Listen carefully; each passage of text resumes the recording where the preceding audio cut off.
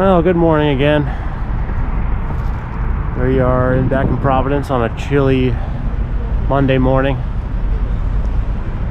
Yeah, if you ever seen, my first couple videos, you notice, where we are. We're back at South Main, where South Main meets Wickenden Street over there. That's also where Benefit Street starts. And then you have Water Street over here. This is a great starting point because you got Benefit Street starting here, Wickenden Street, great places to eat for breakfast. You can potentially park behind that church over there, get a coffee exchange, maybe go to Amy's, maybe check out a couple of the other restaurants over there. We'll walk down there a little later. The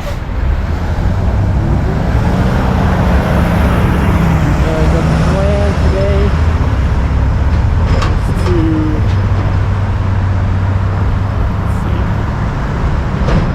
we're gonna walk India Point Park. And we're gonna start over here on Bridge Street and then walk through India Point. Talk a little bit about the history of the park. Don't be a J. Don't be a bad boy like me.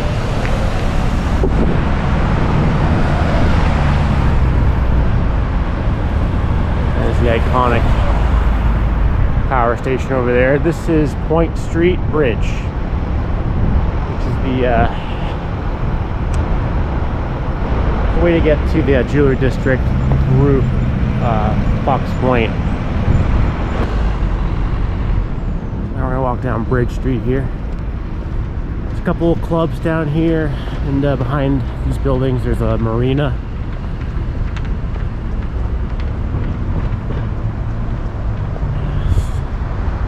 There's a Corliss Landing building here. I'm not sure how old this building is, but I believe, oh geez, I believe it dates back to when, hey, how are you? It dates back to when the shipping was prominent down here.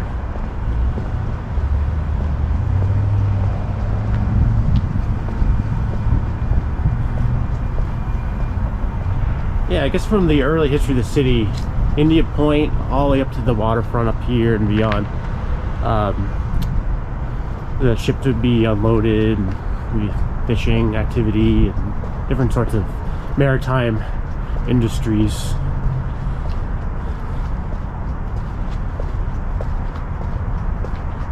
It's like a cigar and hookah lounge? I don't know, never been. Interesting. Marina over there, power station. Yeah. One of those iconic Providence images. You'll find it on t-shirts everywhere. It's between that and the Crooks Point Bridge, also known as the Red Bridge. Some of the iconic structures. Here is a hot club. And I know what you're thinking. It's gonna be hot, sweaty, this kind of place. No, actually, somebody dragged me there a few years back. Like, oh, I don't know if I'll like this. But no, it's actually a pretty chill bar. It's great views of the river here in the marina. Pretty chill bar. They had karaoke. Not my thing, but yeah.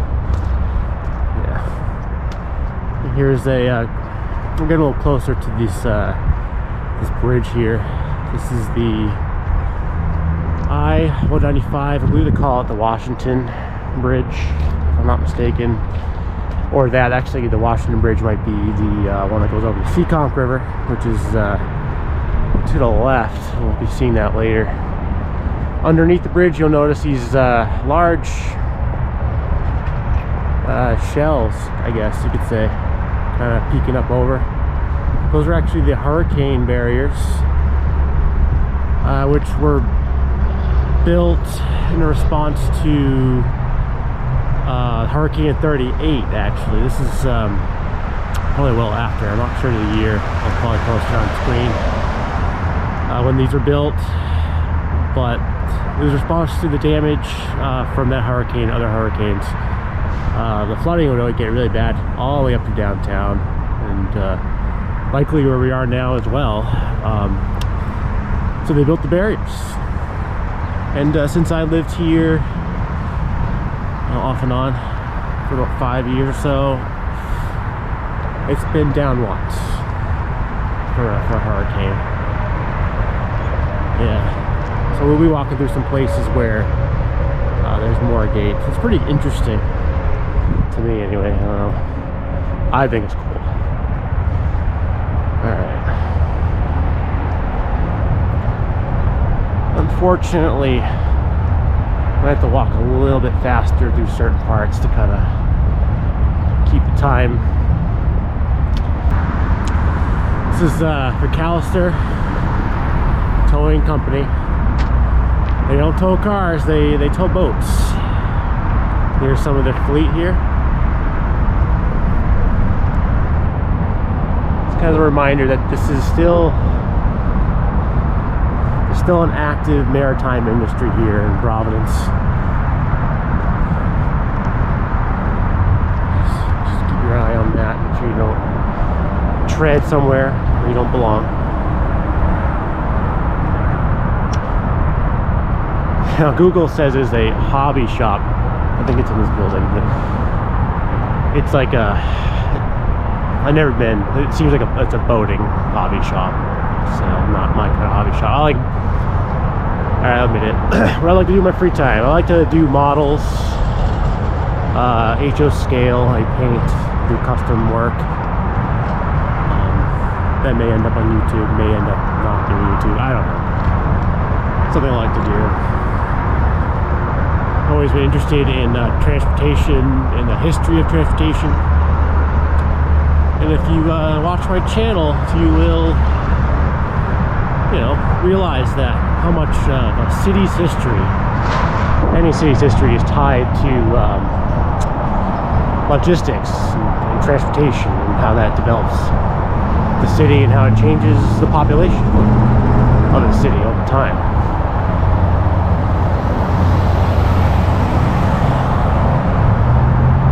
Yeah. So now we're on the other side of I-195. I-195 here in Rhode Island. There's others throughout the country, but it starts here at 95, right after that bridge. And it goes all the way to the Cape, more or less. It goes to the south coast of Massachusetts. Yeah, there used to be a garage here. You see those white tip poles? That's where the Newport ferry will pick up and drop off passengers for travel to Newport.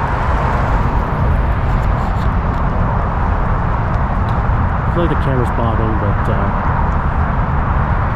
listen, if this is unwatchable, just let me know in the comments and I'll try to make improvements. Yeah, so how is my new GoPro going? Well, let's see, I love the camera, I really do. I think it's convenient, it fits my pocket. It even picks up sound pretty well. The video quality is excellent. What I have a problem with is the GoPro app. And it seems like they really want you to use the app.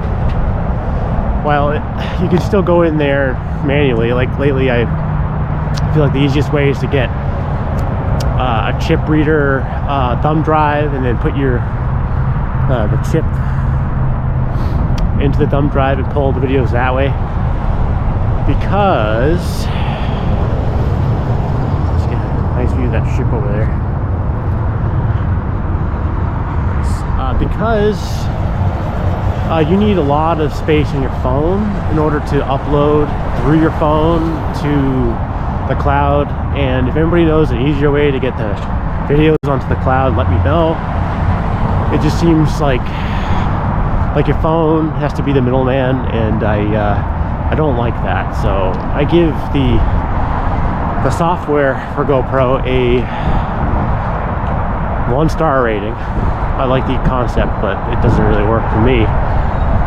Maybe if I was such a cheapskate, I'd get a better phone. But yeah, I don't like it. I don't like having to rely on other technologies. But on that note, I'm also realizing now that while I'm starting to pick up on the learning curve from the video editing, I did a little bit of video editing in high school, and I'm seeming to pick up on it pretty well, I guess, here and there, you know. But I'm realizing that my computer isn't really up to snuff.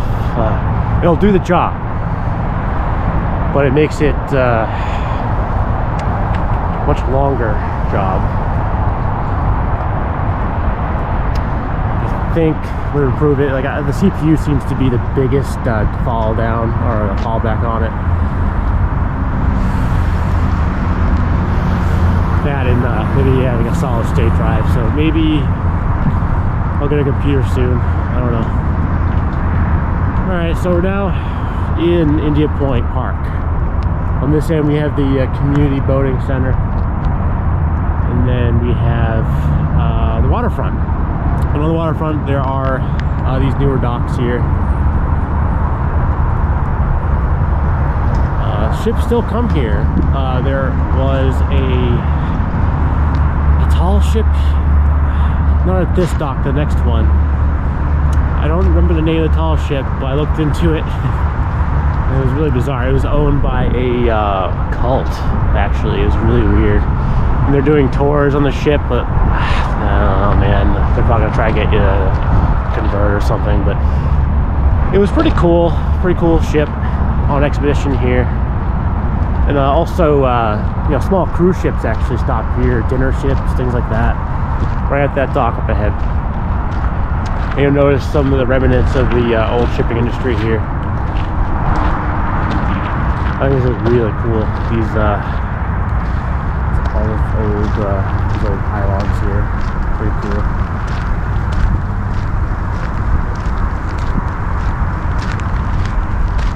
Over in the background, you can see the India Point Bridge. Maybe you can't see it too well on the camera here, but I think what we're going to do is actually walk, not cross the bridge. We're going to walk up that hill. Straight ahead is the amphitheater. Actually, I never knew this, but this was designed to be an amphitheater. We'll see in a few minutes, but on that dock over there, they would they'll set up like basically that would be the stage, and then people will get their blankets and chairs out, and they'll use the slope as well as the stairs above to view. Local orchestra played there. They don't seem to have a lot of stuff going on. They do have music festivals here, different cultural music festivals. Right here is a great place to view the Providence Marathon also. Don't remember the dates. Maybe I'll put them up on the screen. Approximately when it is. But it is a half marathon and a full marathon event. It's a great you know, entry-level marathon you can get in without, you know, a lot of qualifying. If you're trying to get to the Boston Marathon, you have to start somewhere. You can't just hop into the Boston Marathon. Apparently you have to qualify, or at least that's what I understand.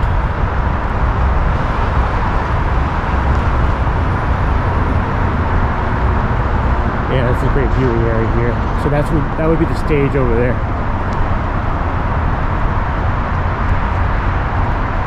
Great place to go sledding too. Just be careful, obviously. Make sure your brakes are good. End up in the water. Yeah, so yeah, India Point Bridge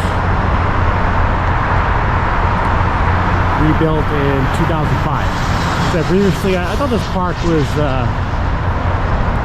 a little newer, but it was actually built or originally incorporated in 1974. And that bridge was rebuilt in 2005. So I kind of guessed the age wrong. I'll stop guessing as much as I can. If I don't really know something, I'll let you know. If I'm just making an observation, I'll try to make that clear. I do some research before I go on these walks.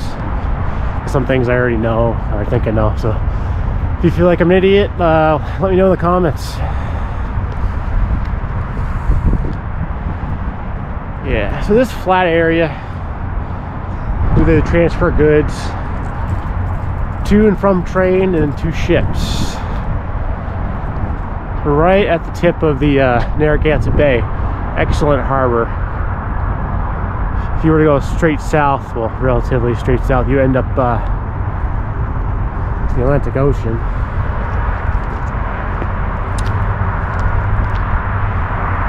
The origins of shipping in this area was established by John Brown, and not the abolitionist John Brown, but quite the opposite. It was a slave trader, John Brown, unfortunately. He traded slaves, among other things. We'll talk about him a little later too. We're gonna go by his house on Benefit Street. And unfortunately, in this country, and well, many places, there's a dark history, and I feel like you have to acknowledge it. Much of the early commercial progress of this city was established on the slave trade and the trade of the triangle trade, as they say. Sugar from Africa, or should I say, yeah, moving slaves from Africa for sugar up to here for rum, and rum to the rest of the world. Yes, he's all about slaves and drugs. Yep. Not too nice.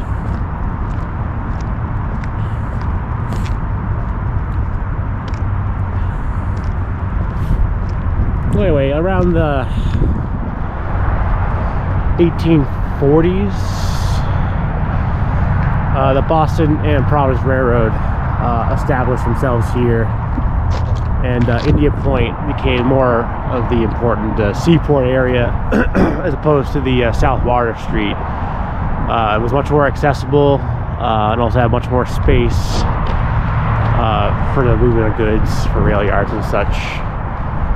There was a bridge up here that crossed over to East Providence.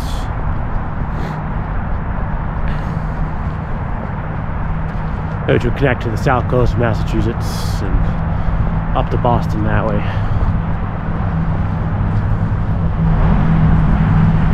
What's up?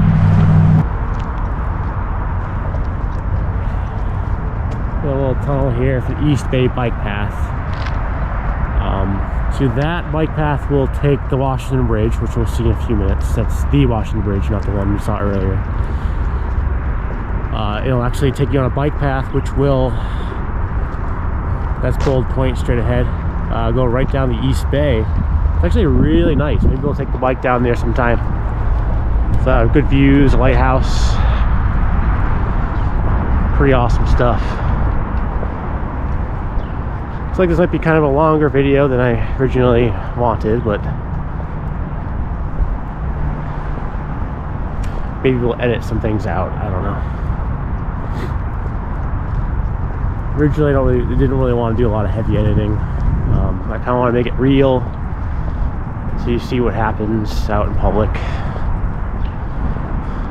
Of course, if I say anything stupid, I'll probably take it out.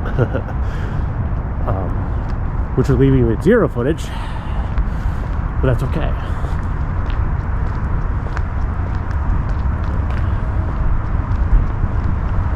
Yeah, India Point Park, pretty cool. Yeah, like I said, 1974 they reestablished it as a park.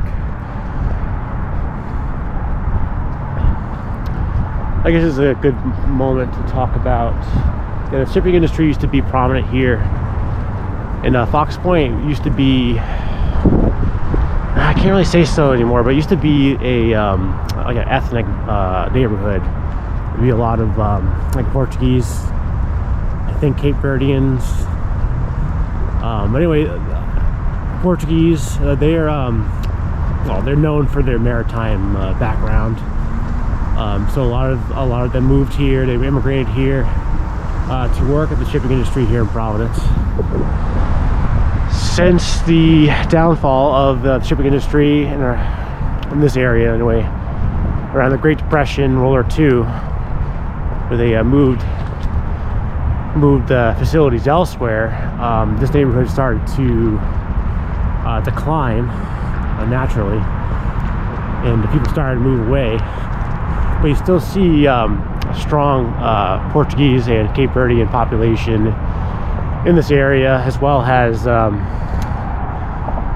south coast of Massachusetts.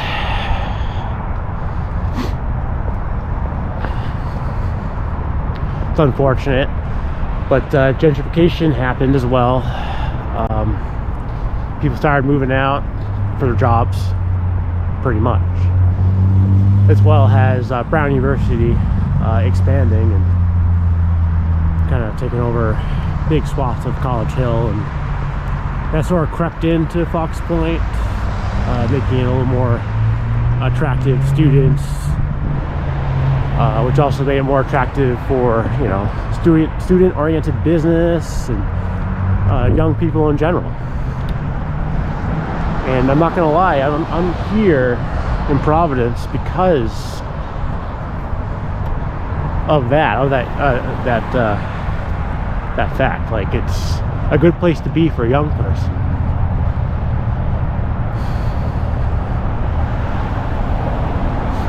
I mean, I like it so much here, I might even set roots here. I'm not sure if I want to live here long term. It's a fact of affordability, honestly.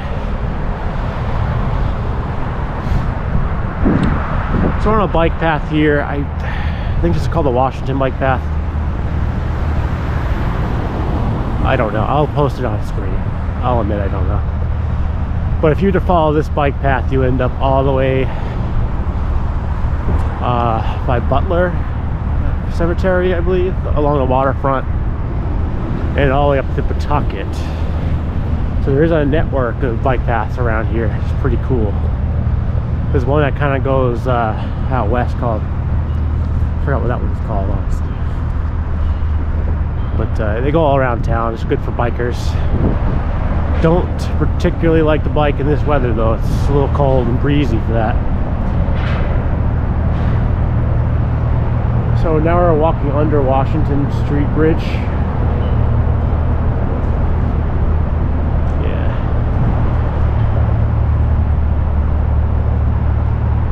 George Redmond Linear Park on this side here.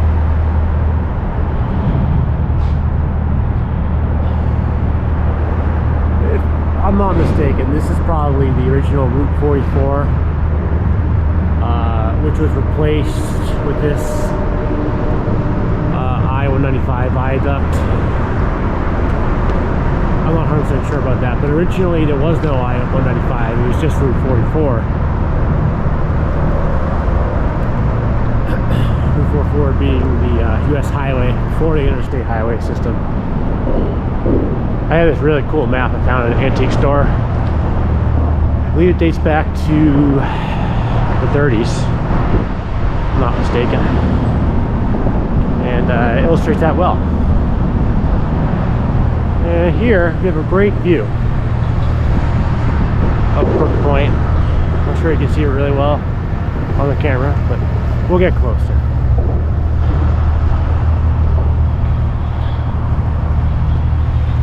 So we're now on the far eastern end of Fox Point, on the far eastern end of Wickenden Street here. On the corner of Gano. I'm gonna pick up the pace a little bit here. Alright, we've been skipping around here a little bit. I just want to point out here. This area, you see that red line's Gano Street. The blue is water, and the yellow is, I guess, original land. So this park here, there was water before, presumably filled in by the railroads to build rail tracks, and when they left, they used the land for a park. So we're now approaching the Crook Point Bridge, also known as the Red Bridge.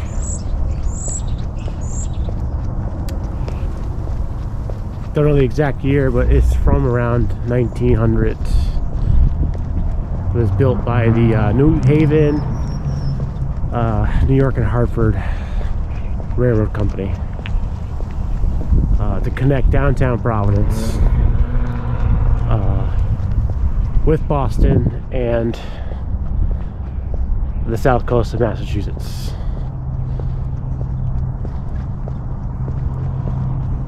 It would hook up, it would go that direction all the way down the East Bay. As a matter of fact, the East Bay bike path, which I talked about earlier, that is the right-of-way of that old rail line. And then it would also go up north through Rumford, Rhode Island. Rumford, Rhode Island. Excuse me. Through Pawtucket and then Attleboro, which would hook up with the what's now the modern Amtrak corridor up to Boston. Yeah, so a little bit about this bridge. They were planning on knocking it down for some reason. I guess the original owners want to knock it down, probably for insurance reasons. And the city of Providence actually put in a bid to purchase the property to preserve it, and they're working on plans to use it as a art opportunity, which I think is fantastic. And I believe, not 100% sure where we left off on that, is that it's still going to work. They're still have a bid to buy the property. It seems to be in order. You see some of the old rail line here. And then we're going to end it here, and then we're going to proceed nearby. We're going to walk over to Slate Park, I guess you can call it. So here's a rail line. If I can get a nice photo of the portal, I'll put it up here as well. Not too far from here, maybe, gee, I don't know, 500,000 feet ahead. The tunnel portal, which comes out near RISD on the other end, which we'll also explore a little later. Alright, that's it for now. We will continue over on Slate Park, also known as Roger Williams Square. Then we'll walk Ives and Wickenden.